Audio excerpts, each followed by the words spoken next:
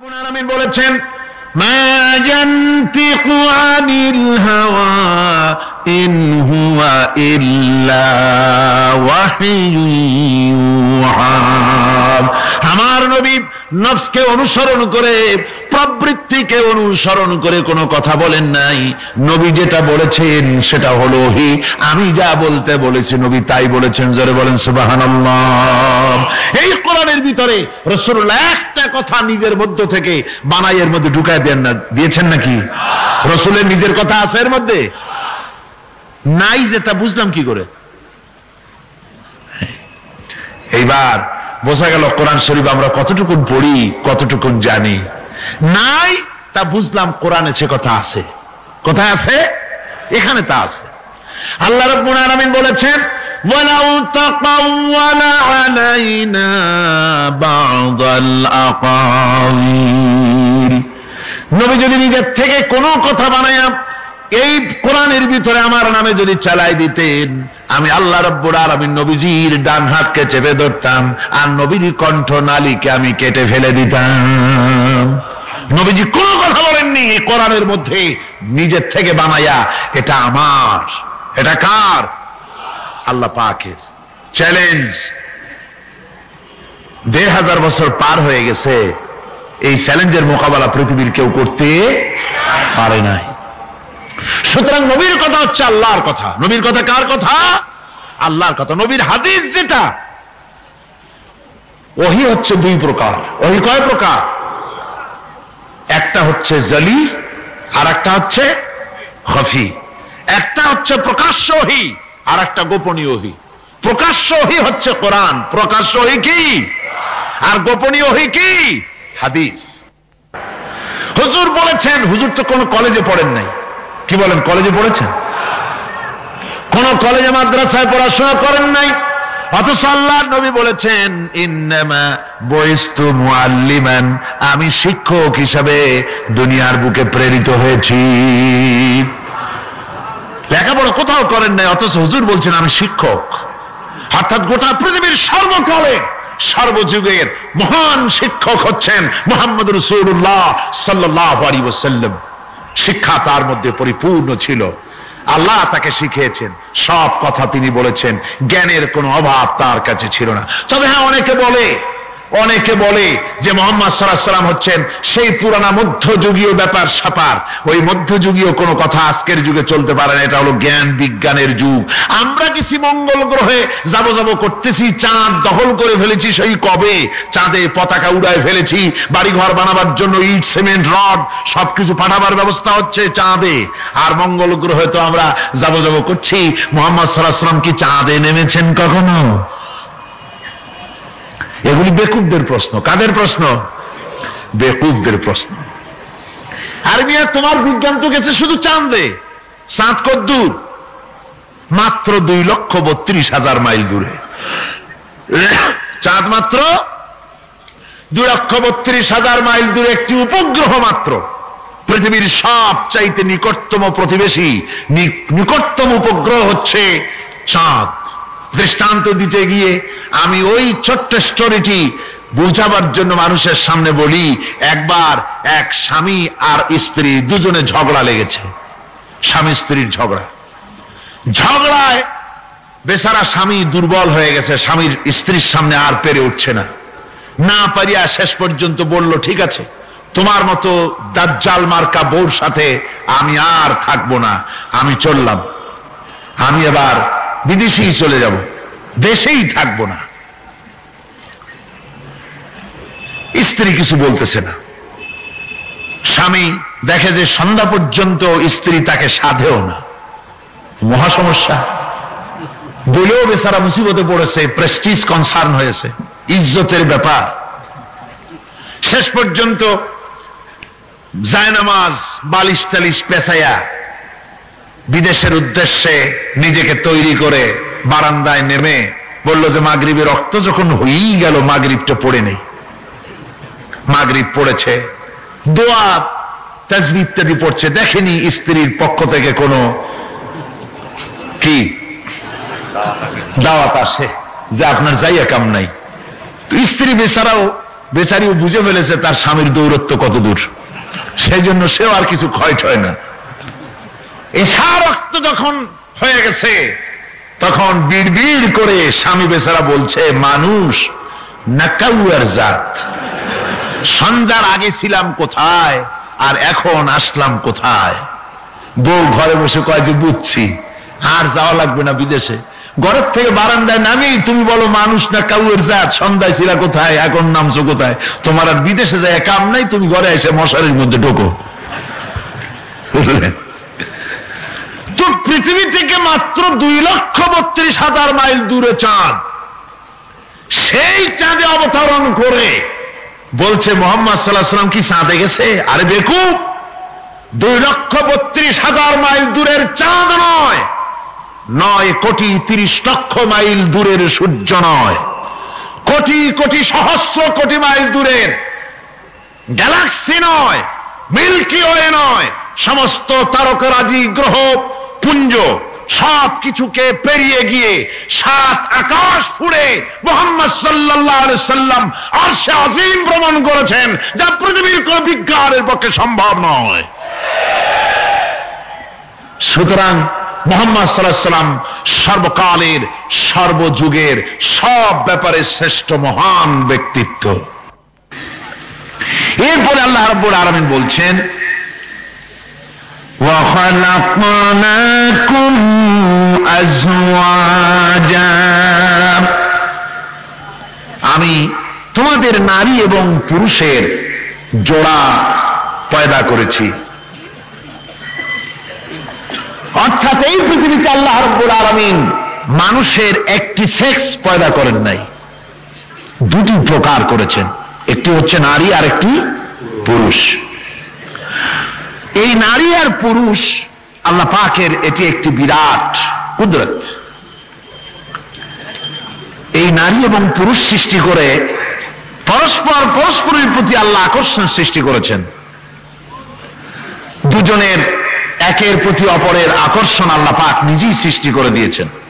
ওয়ামিন আয়াতিহি আন খালাকা লাকুম মিন আনফুসিকুম আজওয়াজান লিতাসকুনু ইলাইহা ওয়াজআলা বাইনাকুম মাওয়াদ্দাতাও ওয়া রাহমা। আমার অনেক নিদর্শনাবলীর মধ্যে এটিও একটি নিদর্শন যে আমি তোমাদের থেকে তোমাদের স্ত্রীদেরকে তোমাদের জোড়া পয়দা করেছি।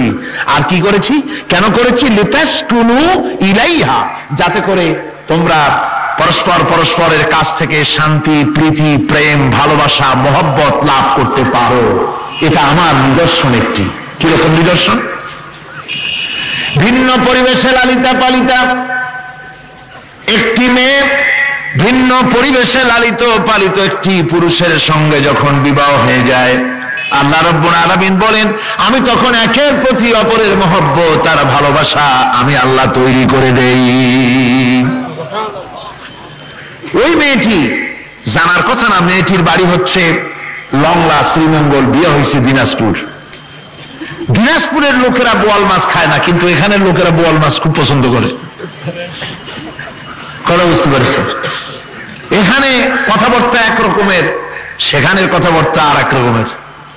এই দুইটা মিলাইয়া খিতে হয়েছে তো খিতে হয়েছে। কথা বুঝতে এখন উপায়টা কি? অথচ এই দুই স্বামী স্ত্রীর মধ্যে আল্লাহ পাক কি মহব্বত পয়দা করে দেন, একজন আরেকজনের জন্য জীবন দিতে প্রস্তুত হয়ে যায়। সুবহানাল্লাহ পড়েন। আল্লাহ রাব্বুল আলামিন বলেন ওয়াজআলা বাইনাকুম মাওয়াদ্দাতান, প্রথমে তো ভালোবাসা সৃষ্টি করি, প্রেম সৃষ্টি করি। বিবাহ হওয়ার পর যে ভালোবাসা হয় বিশেষ উদ্দেশ্যকে সামনে রেখে ওই ভালোবাসা হয়। এরপরে যখন বয়স বাড়তে থাকে, যখন বার্ধক্য আসে, তখন ওই ভালোবাসাটা আর থাকে না যেটা ছিল প্রথম। সেটা আমি ওয়াজআলা বাইনাকুম মাওয়াদ্দাতান ওয়া রাহমা, মাওয়াদ্দা তখন রহমতে পরিণত হয়ে যায়। প্রথমে থাকে একটা প্রেম কেন্দ্রিক ভালোবাসা। পরবর্তী সময় যখন স্বামী বুড়ো হয়ে যায় আর স্ত্রী যখন বুড়ি হয়, তখন আল্লাহ পাক বলেন আমি উভয়ের মধ্যে সহৃদয়তা, করুণার সৃষ্টি করে দেই। পরস্পর পরস্পরের প্রতি আকর্ষণ তখন আরো বাড়িয়ে দেই। একজন আর একজন ছাড়া চলে না, বুড়ার বুড়ি ছাড়া উপায় থাকে না। ঘরের মধ্যে ফ্রিজ আছে, কালার টিভি আছে, তারপরে সুন্দর বিছানাপত্র আছে, কোন জিনিসের অভাব নাই বুড়া। হঠাৎ করে বুড়ি একদিন মারা গেল। বুড়ায় কয় আমি গৃহশূন্য হয়ে গেছি, সব আছে তারপরেও যে গৃহশূন্য হয়ে গেছি, তার মানে গৃহের প্রাণটাই চলে গেছে। বুড়া বয়সে সন্তান খোঁজ খবর নেয় না, সন্তানের বউ খোঁজ খবর নেয় না। বুড়ার গরম পানিটা, উজুর পানিটা, তার খাবারটা, তার পানটা, তার যা প্রয়োজন বুড়ি সব এগিয়ে নিয়ে আসে। আর বুড়াও বুড়ির জন্য তখন প্রথম জীবনের চাইতে আরো বেশি মহব্বত বাড়ে, বুড়ির দিকে খোঁজ খবর আরো বেশি করে নেয়। ঠিক কিনা কন? বুঝবেন যারা বুড়া আর বুড়ি আছেন। আল্লাহ পাক বলেন এটা আমি করি। কে বলছেন এ কথা? আল্লাহ পাক বলছেন আমি করি। এ মহব্বত আল্লাহর দান। দেখুন রাসূল করিম সাল্লাল্লাহু আলাইহি ওয়াসাল্লামের ঘরে দৌলত ছিল না, কিন্তু মহব্বত দিয়ে ঘরটা ভরা ছিল। সুবহানাল্লাহ ওয়া বিহামদি। দৌলত ছিল না, মহব্বত দিয়ে ভরা ছিল।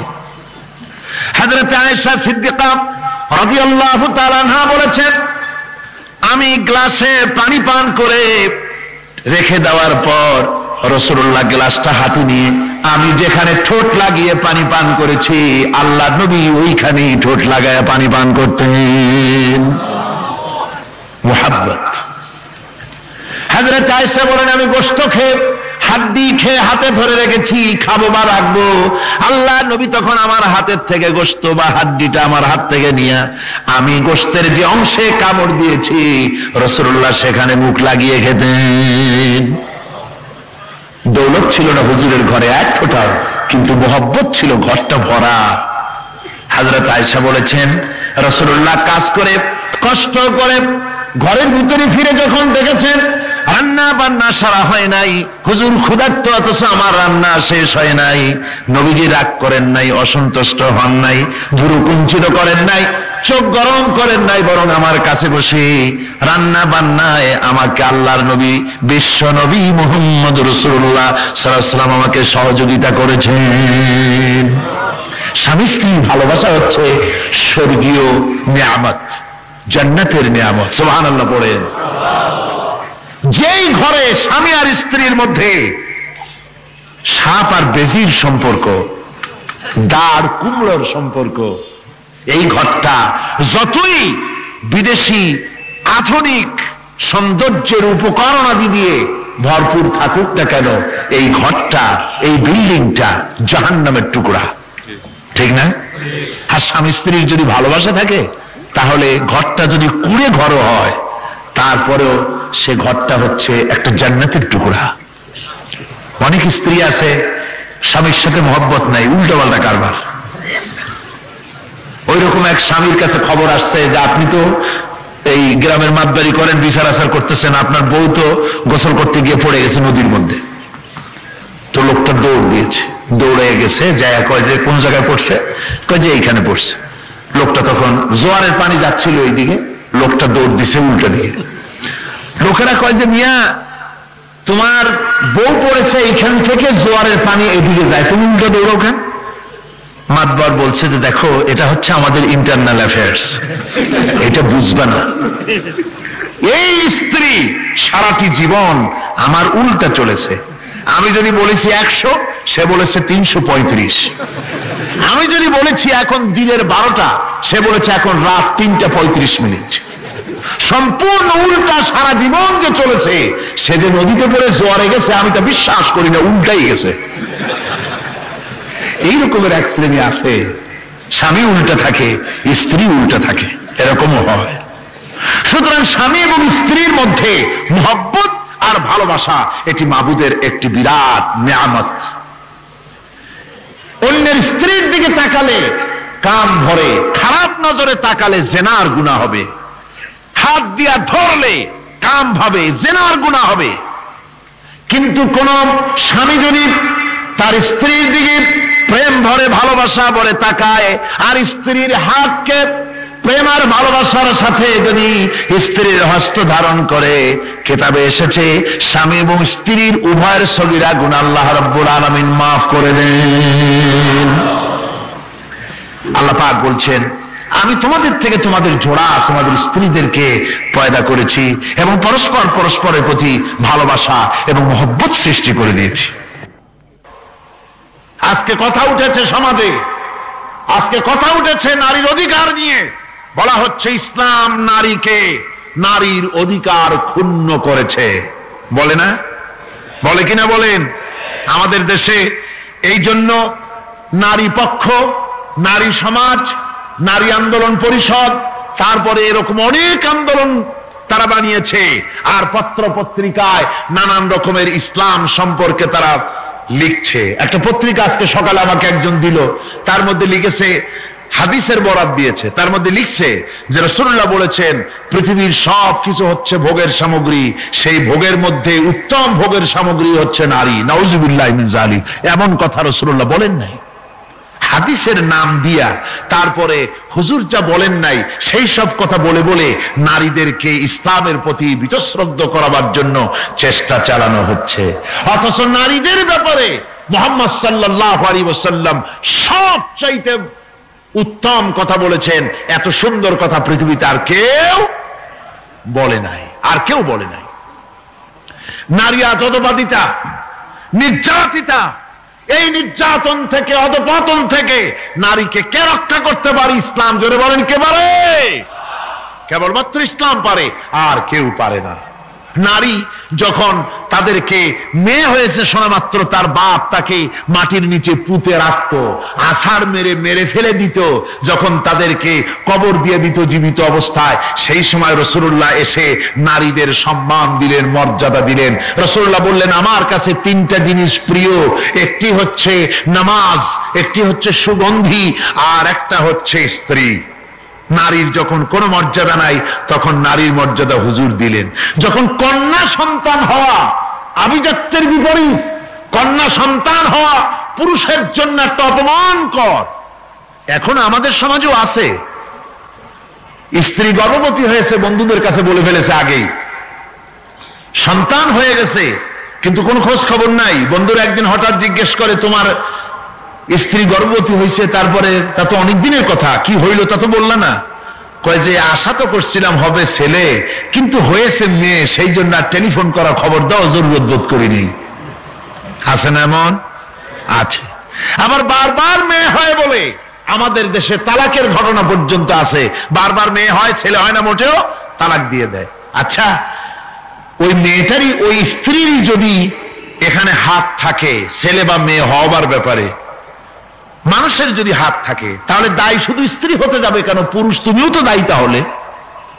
আসলে ছেলে এবং মেয়ে হওয়ার জন্য স্বামী এবং স্ত্রী কেউ দায়ী নয়, ব্যাপারটি আল্লাহ। ব্যাপারটি কার? আল্লাহ রাব্বুল আলামিন বলেছেন, আমি যাকে খুশি কন্যা দান করি, যাকে খুশি শুধু ছেলে দান করে, যাকে খুশি তারে ছেলেও দেই, মেয়েও দেই, আর যাকে খুশি আমি কিছুই দেই না। সবটাই আমার হাত। সুতরাং রাসূল পাক সাল্লাল্লাহু আলাইহি ওয়াসাল্লাম বলেছেন, খবরদার মেয়েদের বাপকে, মেয়ের বাপকে গালি দিও না। বারবার মেয়ে হয় বলে অনেকে মেয়ের বাপকে গালি দেয়, তাচ্ছিল্য করে, টিটকারি করে। হুজুর বলেছেন, মেয়ের বাপকে বিদ্রুপ করো না, গালি দিও না, যেহেতু আমি মুহাম্মদ সাল্লাল্লাহু আলাইহি ওয়াসাল্লাম মেয়েদের বাপ। রাসূল পাক সাল্লাল্লাহু আলাইহি ওয়াসাল্লাম বলেছেন, যে ঘরে একটা কন্যা সন্তান জন্মগ্রহণ করে, যে ঘরের ভিতরে একটি কন্যা সন্তান জন্মগ্রহণ করে, ওই ঘরের ভিতরে আল্লাহ রাব্বুল আলামিনের রহমতের ফেরেশতা ঢুকে সালাম দেয় আর বলে, আসসালামু আলাইকুম ইয়া আহলাল বাইত, হে ঘরের মালিকেরা, তোমাদের উপরে আল্লাহর রহমত বর্ষিত হোক। রহমতের ফেরেশতারা ঘরের ভিতরে প্রবেশ করে কন্যা সন্তানটির মাথার উপরে হাত বুলায় আর বলতে থাকে, এই দুর্বল দেহ একটি দুর্বল দেহের ভেতর থেকে বেরিয়ে এসেছে, এই কন্যা সন্তানটিকে যে লালন পালন করবে আল্লাহ রাব্বুল আলামিন তাকে শান্তিতে রাখবেন। রাসূল পাক সাল্লাল্লাহু আলাইহি ওয়াসাল্লামের কাছে একজন এসে বলছে, ইয়া রাসূলুল্লাহ, আমার এক মেয়ে। হুজুর কয়, তোমার এক বেহেশত। আরেকজন কয়, হুজুর আমার দুই মেয়ে। কয়, তোমার দুই বেহেশত। এরকম হাদিস আছে নাকি যে একজন বললো আমার এক ছেলে, আর হুজুর বলছেন তোমার এক বেহেশত? আছে এমন? সুতরাং মেয়েকে কি মর্যাদা দিয়েছে ইসলাম। রাসূলুল্লাহ বললেন, যার তিনটি মেয়ে আছে আর ওই তিনটি মেয়েকে আদব শিক্ষা দিয়েছে, তারবিয়াত শিক্ষা দিয়েছে, দ্বীন শিক্ষা দিয়েছে, স্নেহ করে স্নেহ দিয়ে লালন পালন করেছে, তারপরে সৎ পাত্রস্থ করেছে ওই মেয়ের লালন পালনকারী মাতা পিতা। আর আমি মুহাম্মদ সাল্লাল্লাহু আলাইহি ওয়াসাল্লাম কিয়ামতের দিন একই জান্নাতে পাশাপাশি অবস্থান করব। সুবহানাল্লাহ ওয়া বিহামদিহি। মেয়ের ব্যাপারে রাসূলুল্লাহ এত কথা বলেছেন, নারীদের ব্যাপারে এত কথা বলেছেন। হুজুর বলেছেন তোমরা যখন সফরে যাবে, সফর থেকে আসার সময় আমরা অনেকে হাদিয়া তোহফা নিয়ে আসি, জামা কাপড় মিষ্টি চকলেট ইত্যাদি আমরা নিয়ে আসি, আনি না? কি বলেন আনি না? আল্লাহর নবী বলেছেন বাইরের থেকে সফর থেকে বাজার থেকে হাদিয়া তোহফা ঘরের জন্য জানবে, এনে যখন তোমরা তা দেওয়া শুরু করবে সর্বপ্রথম মেয়ে থেকে দেওয়া শুরু করবে, মেয়েকে আগে দাও। হুজুর সাল্লাল্লাহু আলাইহি ওয়াসাল্লাম তার কলিজার টুকরা মেয়ে ফাতেমাকে মহব্বত করতেন, এত মহব্বত করতেন কোন দিকে যাওয়ার আগে সকলের সঙ্গে দেখা করে শেষে দেখা করতেন হযরত ফাতেমার সঙ্গে। আবার সফর থেকে ফিরে এসে সর্বপ্রথম তিনি দেখা করতেন হযরত ফাতেমা রাদিয়াল্লাহু তাআলা আনহার সঙ্গে। একবার হযরত আলী এবং হযরত ফাতেমার মধ্যে মনোমালিন্য হলো, হুজুরের মুখটা মলিন হয়ে গেল, রাসূল পাকের মুখ মলিন হয়ে গেল। হুজুর সাল্লাল্লাহু আলাইহি ওয়াসাল্লাম ঘরের মধ্যে প্রবেশ করলেন, হযরত আলীর ঘরে হযরত ফাতেমা এবং আলীকে এক জায়গায় বসালেন। কিছুক্ষণ পর হুজুর বেরিয়ে এলেন, হুজুরের মুখে হাসি। সাহাবায়ে কেরাম বললেন, হুজুর একটু আগে আপনার মুখ মলিন দেখেছি, এখন খুব উৎফুল্ল মনে হচ্ছে। হুজুর বলছেন আমি তাদের মধ্যে মনোমালিন্যটা দূর করে দিয়ে এসেছি। ফাতেমা আমার কলিজার টুকরা, যে ফাতেমাকে ব্যথা দেয় সে আমি মুহাম্মদ সাল্লাল্লাহু আলাইহি ওয়াসাল্লামকে ব্যথা দেয়।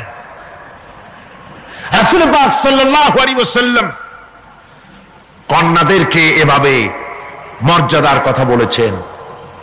এই কন্যা আস্তে আস্তে যখন বড় হয়ে যায়, যখন বধূ হয়, বধূ হিসেবে তার মর্যাদা ইসলাম কতখানি দিয়েছে, রাসূল পাক সাল্লাল্লাহু আলাইহি ওয়াসাল্লাম কতখানি দিয়েছেন আপনারা লক্ষ্য করেন। হাদিস শরীফ পড়া নাই জানা নাই বলে আজকে এক শ্রেণীর নারীরা তারা কমিউনিস্টদের খপ্পরে পড়ে, সমাজতন্ত্রের খপ্পরে পড়ে, নাস্তিকদের খপ্পরে পড়ে গোটা মহিলা সমাজকে চেষ্টা করতেছে ইসলাম থেকে দূরে সরাবার জন্য, ঠিক কিনা কও? হযরত আয়েশা বলেছেন আমি যখন ঘরে কাজ করতেছি, হুজুর বাইরের থেকে এসে দেখেছেন আমার রান্না করতে দেরি আছে, খাবার দাবার এখনো রেডি হয় নাই, হুজুর ক্ষুধার্ত, কিন্তু হুজুর ভুরু কুঞ্চিত করেননি, হুজুর বিরক্ত হননি, হুজুর আমাকে গালমন্দ করেননি, আমার কাছে বসে তিনি আমার রান্নার সহযোগিতা করেছেন। সুবহানাল্লাহি ওয়া বিহামদিহি, জোরে বলেন সুবহানাল্লাহি ওয়া বিহামদিহি। ভাইরা আমার, হযরতে আয়েশা সিদ্দিকা রাদিয়াল্লাহু তাআলা আনহা বয়সে কম ছিলেন অন্যদের চাইতে। বিশ্বনবী সমস্ত রাজকার্য, রাষ্ট্রীয় কার্য, নবুয়তের দায়িত্ব পালন করে স্ত্রীর হক আদায় করতে ভুলে যাননি। আধো আধো জ্যোৎস্না প্লাবিত রাত রাসূলুল্লাহ হযরত আয়েশাকে বলছেন চলো আমরা একটু পায়চারি করে আসি বাইরের থেকে। ঘুরতে ঘুরতে হুজুর বলছেন দেখো তো ওই যে দূরে দেখা যায় একটা জিনিস, চলো আমরা দৌড় দেই, দেখি কে আগে ওই জায়গায় পৌঁছতে পারে। দুজনে মিলে দৌড় দিলেন। হযরত আয়েশা বললেন আমি হুজুরকে পেছনে ফেলে দ্রুত গতিতে আমি দৌড়ে লক্ষ্যবস্তুর কাছে চলে গেলাম। হুজুর সাল্লাল্লাহু আলাইহি ওয়াসাল্লাম যখন ধীরে সুস্থে আমার কাছে এলেন, আমি বললাম দেখছেন আপনি কিন্তু আমার সাথে দৌড়ে পারেন নাই। হযরত আয়েশা বলছেন এর কিছু কাল পরে আবার একদিন রাসূলুল্লাহ দৌড় প্রতিযোগিতার ব্যবস্থা করলেন, দৌড় দিলাম। হযরত আয়েশা বলছেন সেই সময়ের তুলনায় আমার শরীর কিছুটা স্থূল এবং ভারী হয়ে গেছে, আমি দৌড়াইয়া পারলাম না, আমি পেছনে পড়ে গেলাম। হুজুর আমার আগে চলে গেলেন লক্ষ্যবস্তুর কাছে। আমি হাঁপাতে হাঁপাতে যখন রাসূলের কাছে চলে গেছি, রাসূল পাক মুস্কি হেসে আমাকে বললেন আয়েশা ওই সেই দিনের প্রতিশোধ আজকে নিলাম। সুবহানাল্লাহি ওয়া বিহামদিহি, সেদিনের জবাব আজকে দিয়ে দিলাম। স্বামী স্ত্রীর দাম্পত্য জীবনের এই দৃশ্য কতখানি উপভোগ্য, সুবহানাল্লাহি ওয়া বিহামদিহি। এই জন্য স্বামী স্ত্রীর ভিতরে যে মুহাব্বত, এটা বেহেশতি অবদান, এটা জান্নাতের অবদান, এটা আল্লাহর নিয়ামত। এটা কি ধরে কোন আল্লাহর নিয়ামত। এই নিয়ামত যে ঘরের মধ্যে আছে সে ঘরটা বেহেশত, সে ঘরটা কি বেহেশত। আর আপনার ঘরের মধ্যে রেডিও আছে, টিভি আছে, ফ্রিজ আছে, ডিসি আছে, এসি আছে, কত কিছু আছে, কিন্তু স্বামী স্ত্রীর মধ্যে সাপে আর বেজির সম্পর্ক। দাঁড় কুমড়ার সম্পর্ক, এই ঘরটা জাহান্নামের সামিল।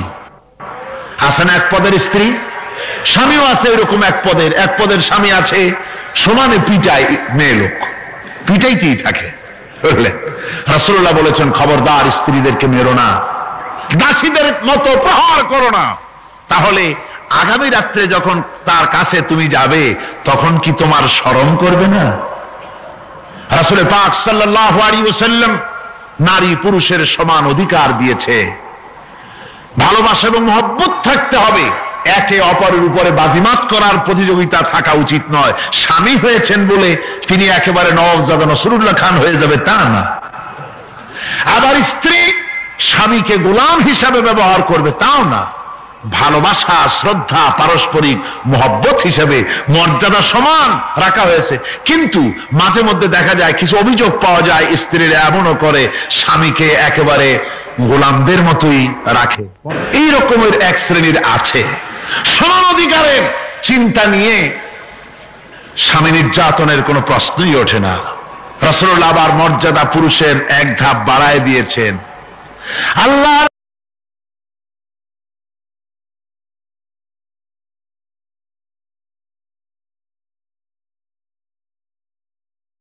নবী বলেছেন, এই পৃথিবীতে মানুষকে যদি আমি মানুষের সামনে সেজদা করার জন্য যদি অর্ডার করতাম, তাহলে দুনিয়ার সমস্ত নারীদেরকে অর্ডার করতাম তার স্বামীকে সেজদা করার জন্য। মর্যাদা বাড়ানো রয়েছে, কিন্তু অধিকার সমান, সমান অধিকার দেওয়া হয়েছে। ইসলাম নারীর অধিকার দিয়েছে, স্বামী স্ত্রীর মহব্বত এবং ভালোবাসা সৃষ্টি করে দিয়েছেন। এটা আল্লাহর নিয়ামত। আমার বন্ধুগণ, আজকে আমার সমাজে বলা হচ্ছে নারীদেরকে ঠকাইছে ইসলাম। বলে কি দিয়ে ঠকানো হলো? বলে ইসলাম ঠকিয়েছে একটা ছেলে সমান দুইটা মেয়ে। একটা ছেলেতে যা পাবে দুইটা মেয়েতে তাই পায়, এই জন্য মেয়েকে ঠকানো হয়েছে। একথা বলেছেন আমাদের দেশের সুপ্রিম কোর্টের একজন চিফ জাস্টিস, অবসরপ্রাপ্ত, নাম নেব না আমি। তো আমরা এটা শোনার পরে বললাম যে বাংলাদেশ পৃথিবীর দ্বিতীয় বৃহত্তম মুসলিম দেশ, এই দেশের সুপ্রিম কোর্টের চিফ জাস্টিস হয়ে কোরআন সম্পর্কে জ্ঞান এত নগণ্য, এত কম, এত পুয়ার, তার জ্ঞানের এই বহর দেখে আমাদের শুধু করুণাই হয়। কোরআনে কারীমের এক জায়গায় তিনি দেখেছেন এক ছেলে সমান দুই মেয়ে, কিন্তু মেয়েকে যে আরো অনেক জায়গা থেকে দেওয়া হয় তা কি লক্ষ্য করো নাই? ছেলে তো এক জায়গায় পিতার কাছ থেকে বোনের ডাবল পেল, বোনের তুলনায় বেশি পেল এক জায়গায়, কিন্তু বোনকে মেয়েকে অনেক জায়গা থেকে আল্লাহ দেওয়ার ব্যবস্থা করেছেন। এই মেয়ে লোকটি পিতার কাছ থেকে পাবে, স্বামীর কাছ থেকে পাবে, ছেলের কাছ থেকে পাবে, ভাইয়ের কাছ থেকে পাবে, মায়ের কাছ থেকে পাবে, 5 জায়গা থেকে পাওয়ার ব্যবস্থা আল্লাহ তাকে করে দিয়েছেন। জোরে বলেন সুবহানাল্লাহ। 5 জায়গা থেকে তার পাওয়ার ব্যবস্থা আছে। এক জায়গায় একটু ছেলেকে বেশি দিয়েছে দেখেই তার চোখ কাড়া হয়ে গেছে। আল্লাহর উপরে কমেন্ট করতেছে নাউযুবিল্লাহি মিন যালিক। নারীকে ইসলাম সবচাইতে বেশি অধিকার দিয়ে তাকে প্রতিষ্ঠিত করেছে, সবচাইতে বেশি অধিকার তার, সব জায়গায় তাকে প্রতিষ্ঠিত করা হয়েছে। নারীদেরকে মহারণা দেওয়া ফরজ করে দেওয়া হয়েছে। নামাজ রোজা যেমন ফরজ, মহারণা দেওয়া তেমন কি? সেই মহারণা আজকাল বাঁধা হয়, বিশেষ করে রাজধানীতে, শহর সমূহে মহারণা বাঁধে। যত বেশি টাকা ততই সুনাম নাকি হয়। সেই জন্য জিজ্ঞেস করা হয় মেয়ের বিয়েতে মহারণা কত হলো? কয় মহারণা হচ্ছে 5,73,793 টাকা 75 পয়সা। বাবা, আদায় করে না কিন্তু মোটেও, ফাঁকি দেওয়ার ব্যবস্থা সব। সোনা দিলাম এত, খাওয়াইলাম এত, বাকি সব ইদিক সিদিক।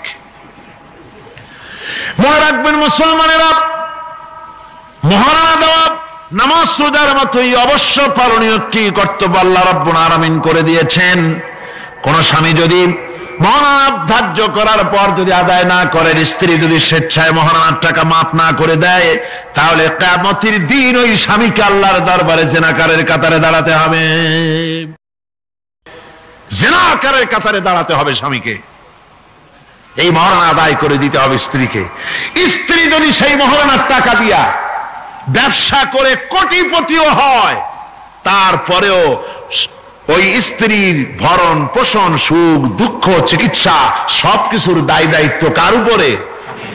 স্বামীর উপরে। দেখুন, ইসলাম নারীকে ঠকাইলো না জিতাইলো?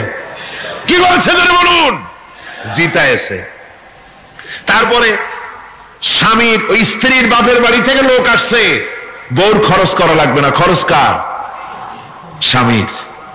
বাড়িতে অসুখ বিসুখ হয়েছে, বিয়ে শাদী ইত্যাদি সব খরচ কার? স্ত্রী। কোটিপতি হলেও তার দায় দায়িত্ব নাই, ইসলাম বাধ্য করে নাই তাকে। সুতরাং কি করে ঠকালো ইসলাম তাকে? ইসলাম তাকে ঠকায় নাই, ইসলাম মোটেই তাকে ঠকায়নি, ইসলাম তাকে জিতিয়ে দিয়েছে। মহারণার কথাই বলতেছিলাম। আজকের সমাজে যে মহারণা ছিল পুরুষকে দিতে হবে, সেই মহারণা এখন দেওয়া হয়, দিতে হয় কন্যা পক্ষকে। বলেন ঠিক কিনা? কন্যা পক্ষকে দিতে হচ্ছে কিনা মহারণা? ছেলে যখন বিয়ে পাশ করে, MA পড়াশোনা করে, ম্যাট্রিক যখনই পড়ে, তখনই ছেলের বাপ একটু একটু হা করা শুরু করে। তারপরে বিয়ে আরেকটু হা করে, এরপর MA, তখন কুমিরের মতো হা করে। যত খরচ হয়েছে ছেলেকে MA পাস করাইতে, তা সুদে আর আসলে আদায় করে নেবে কন্যা পক্ষের কাছ থেকে। বিবাহের সময় বলে, আমার ছেলে বিয়ে পাস, MA পাস, হ্যান ত্যান দিশান দেখ, সুতরাং এই ছেলের বিয়েতে আমার ছেলেকে কি দিতে হবে? রঙিন টেলিভিশন, এসব তো কোনো ব্যাপার স্যাপার না, ওটা তো দিতেই হবে, ডিশ অ্যান্টিনাও দেওয়া লাগবে সেই সাথে। তারপরে বাড়ি দিতে হবে, গাড়ি দিতে হবে, গুলশানে বাড়ি দিতে হবে, আবুধাবিতে চাকরি দিতে হবে, 5 লক্ষ টাকা ক্যাশ দিতে হবে। মানে চাইতে চাইতে বাড়ির মুড়া ছাটাখানা বাদে আর সব দাবি করে, সব দিতে হবে। এইভাবে দাবি করে নেওয়া হারাম। এভাবে দাবি করে নেওয়া কি? জোরে বলেন কি? এর চাইতে ছোট লোকই, এর চাইতে বেহায়া আর কোন পুরুষ হতে পারে না যারা কন্যা পক্ষের কাছ থেকে দাবি করে যৌতুক আদায় করে।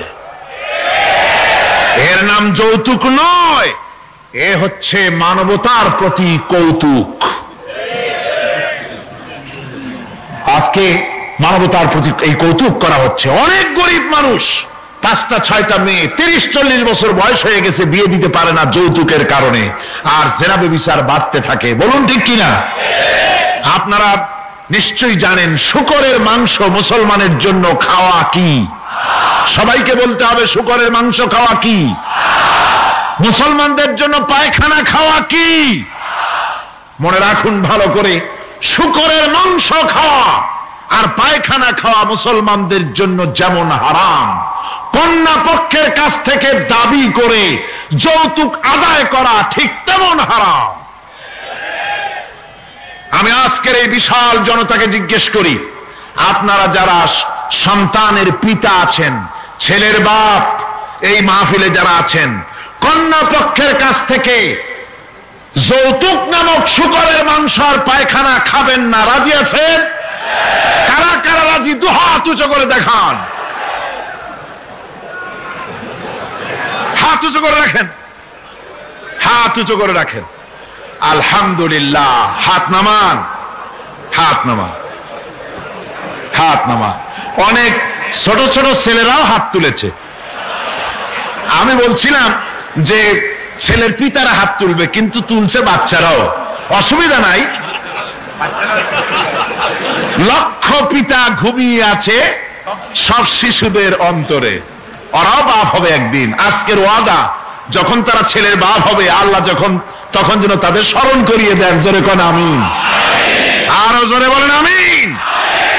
সমাজ থেকে এই যৌতুক নামক অভিশাপকে নির্মূল করতে হবে, তাহলেই নারীর অধিকার প্রতিষ্ঠিত হবে। ওই নির্বাচিত কলমের লেখিকা, ওই দুষ্ট মহিলা, সে লিখছে নারীদের অধপতন দেখে তার খুব খারাপ লাগে, সেজন্য সে বলছে নারী শুধু ধর্ষণ, নারীরা ধর্ষিতা হবে শুধু তা হতে পারে না, নারী এবার পুরুষদের ধর্ষণ করবে। লিখেছে, আমি মোটেই বানিয়ে কথা বলছি না। পুরুষকে ধর্ষণ করবে, পুরুষকে কুড়ি কুড়ি খেতে হবে। পরে আমি খবর নিলাম যে পুরুষের উপরে এই মহিলা এত খেপা কেন। আমি খবর পেলাম 8টা 10টা স্বামীর থেকে সে বিদায় হয়েছে। আল্লাহর লানত।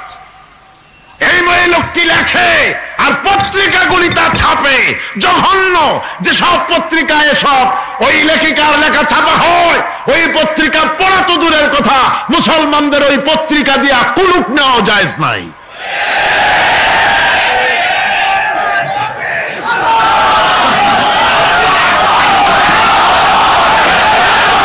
আমার মুসলমান ভাইরা, নারীর সম্মান কে দিল? জোরে বলেন, কে দিল? ইসলাম দিয়েছে, বিশ্ব নবী দিয়েছে নারীর মর্যাদা, নারীকে প্রতিষ্ঠিত করেছে, সম্মান দিয়েছে। বধূ হিসেবে নারীর মর্যাদা দিলেন আল্লাহর নবী। তালাক দেওয়ার অধিকার শুধু পুরুষকে দেওয়া হয় নাই। যদি মনে করেন ভুল করবেন, বিবাহ করেছেন বলে কথায় কথায় তালাক দিবেন, জায়েজ নাই। আল্লাহর নবী বলেছেন আল্লাহর কাছে 2টা হালাল হলো, জঘন্যতম নিকৃষ্টতম হালাল। একটা হচ্ছে ভিক্ষাবৃত্তি আর একটা হচ্ছে তালাক। জঘন্য হালাল, কথায় কথায় তালাক দেওয়া যাবে না। আল্লাহ পাক বলছেন, এই কোরআনে আছে, আল্লাহ পাক বলছেন তোমরা পরস্পরের অনুগ্রহ ভুলে যেও না। অর্থাৎ এর ভাবার্থ হচ্ছে কোন ব্যাপারে স্ত্রীর উপরে যদি অসন্তুষ্ট হও, চূড়ান্ত সিদ্ধান্ত নিও না। স্ত্রী আজকের একটা ব্যবহারে তোমার মন খারাপ হয়েছে, চূড়ান্ত সিদ্ধান্ত নিও না। এই স্ত্রীর অনেক অবদান তোমার উপরে আছে, সেই সব ভালো কথাগুলি স্মরণ করে আজকের এই জিনিসটাকে ভুলে যাও। সুবহানাল্লাহ ওয়া বিহামদিহি। ইসলাম চায় স্বামী স্ত্রী পারস্পরিক মুহাব্বত চায়, ভালোবাসা চায়। নারীকে মর্যাদা দেওয়া হলো কন্যা হিসাবে, বধূ হিসাবে, এবার মাতা, মা হিসাবে মর্যাদা কার? নারীর। কার মর্যাদা? আল্লাহর নবীর কাছে প্রশ্ন হলো, ইয়া রাসূলুল্লাহ, খেদমত করব কার? হুজুর বলেন তোমার মায়ের। তারপরে কার? তোমার মায়ের। তারপরে কার? তোমার মায়ের। তারপরে কার? হুজুর বলেন তোমার পিতার। এবার আপনারা বলেন মায়ের মর্যাদা রাসূলুল্লাহ কয় গুণ বাড়ায়া দিলেন? কয় গুণ? 3 গুণ বাড়িয়ে। সুবহানাল্লাহ কইতে ইচ্ছে করে না? মর্যাদা এত বাড়ালেন আল্লাহর নবী। নবীজির কাছে একজন ইয়ামেন থেকে একজন সাহাবী এসে বলেন, ইয়া রাসূলুল্লাহ, এই আমার বুড়ি মা হাঁটতে পারে না, চলতে পারে না, এই মায়ের কাঁধে করে আমি ইয়ামেন থেকে এসেছি। মাকে কাঁধে করে আমি আরাফাতের ময়দানে উকুফে আরাফা করেছি, মিনা মুজদালিফায় অবস্থান করেছি, এরপরে আল্লাহর ঘর তওয়াফ করেছি, সাফা মারওয়া সাই করেছি, হজের সমস্ত অনুষ্ঠান মাকে কাঁধে করে করেছি। ইয়া রাসূলুল্লাহ, মায়ের হক আদায় হয়েছে নাকি? আল্লাহ রাসূল বললেন না, মায়ের হক আদায় হয় নাই।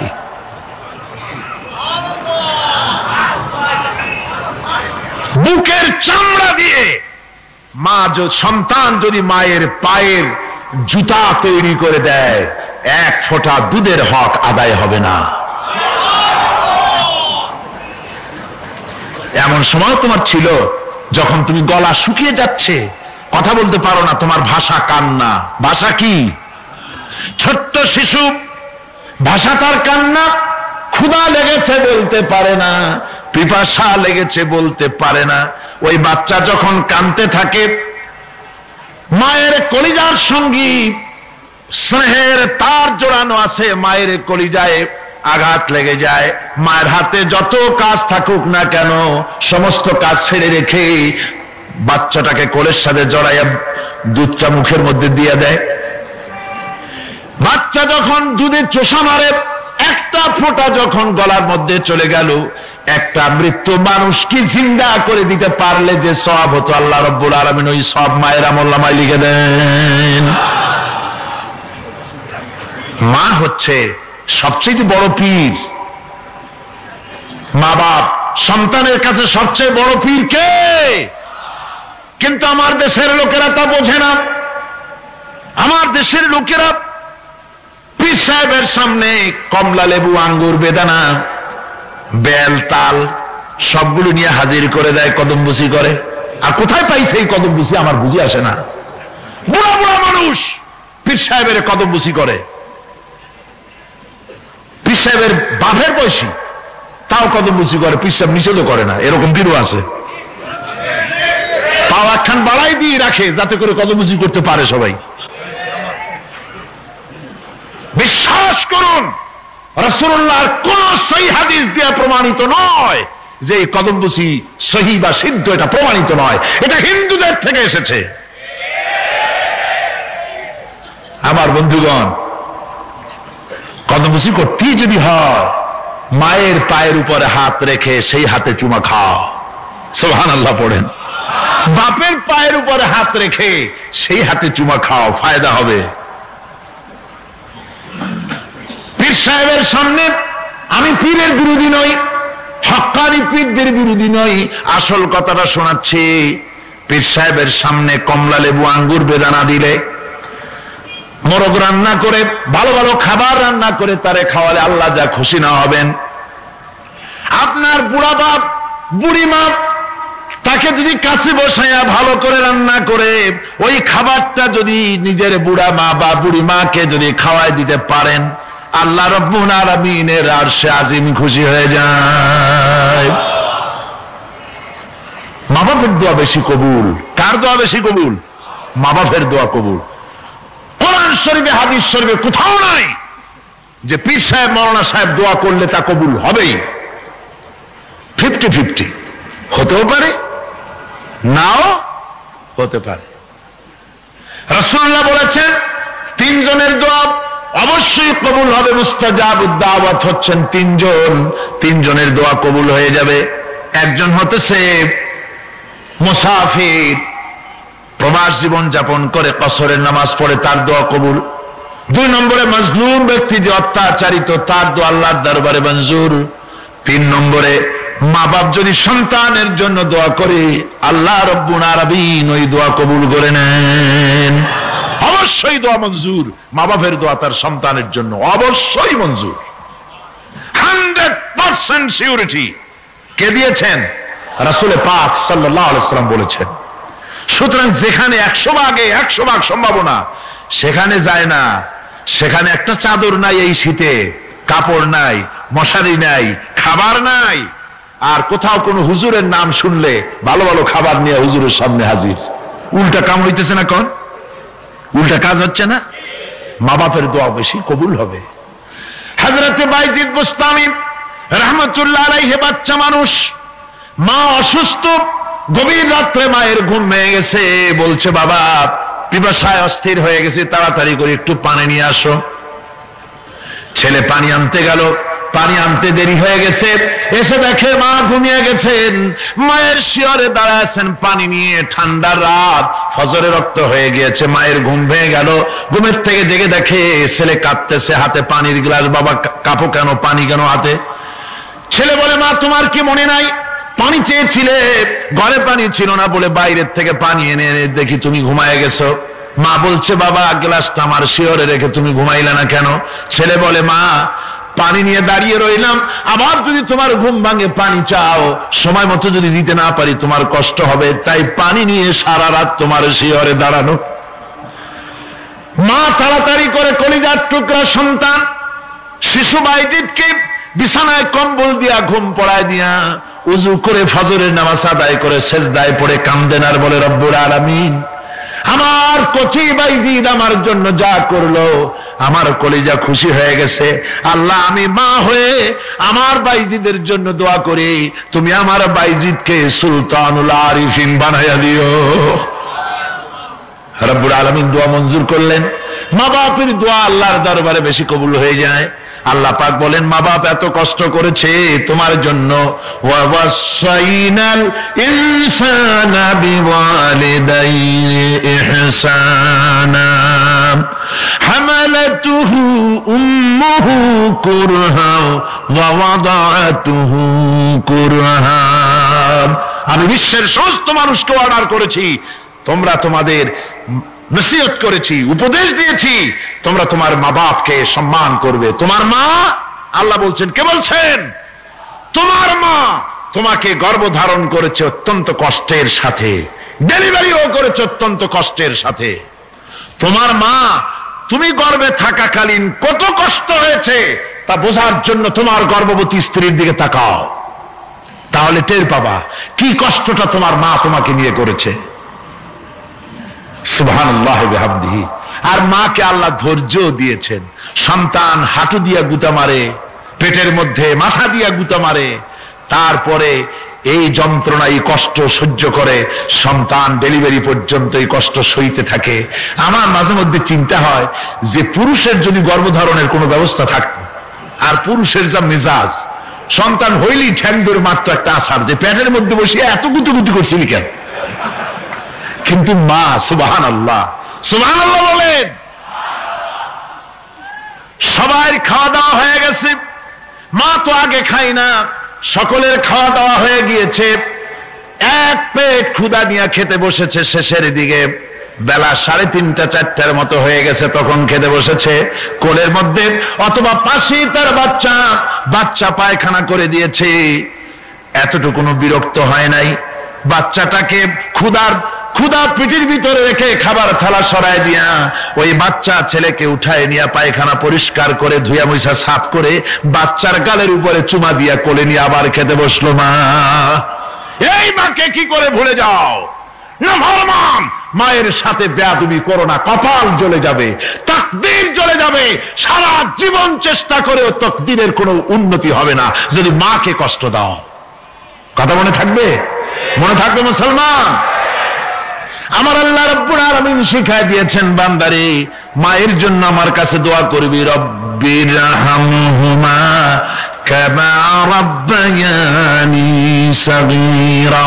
পড়েন সবাই, রব্বিরহামহুমা কামা রাব্বায়ানি সাগীরা।